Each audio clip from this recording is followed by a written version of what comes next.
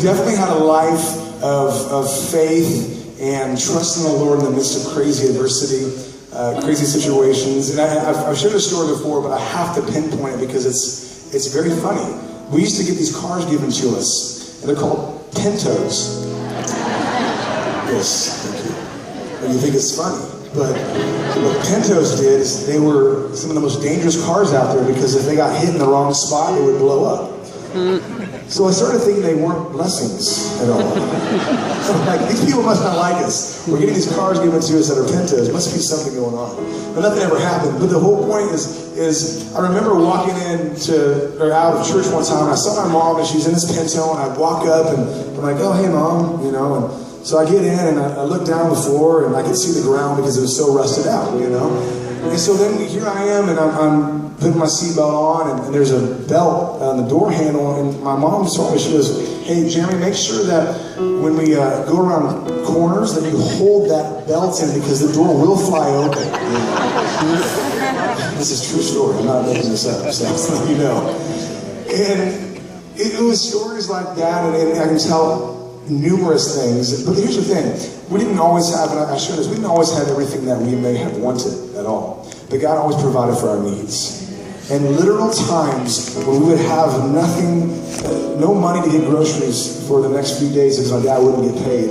And there would be, and this is not us telling people, there would be a sack of groceries on our front porch the next day. We would pray and say, God, just provide. And so I had that kind of thing. Well, I thought my mom was crazy sometimes because our engine wouldn't start in the car, and she would place her hand on the engine and start praying. I'm like, Mom, you're crazy. What's wrong with you?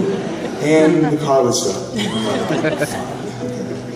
But I didn't understand until later in life, and I'll get into that later, but that was such a pivotal point for me. All those things and all those stories and all the things that I saw God come through and be faithful in, it was preparation for me. And so many times in my life.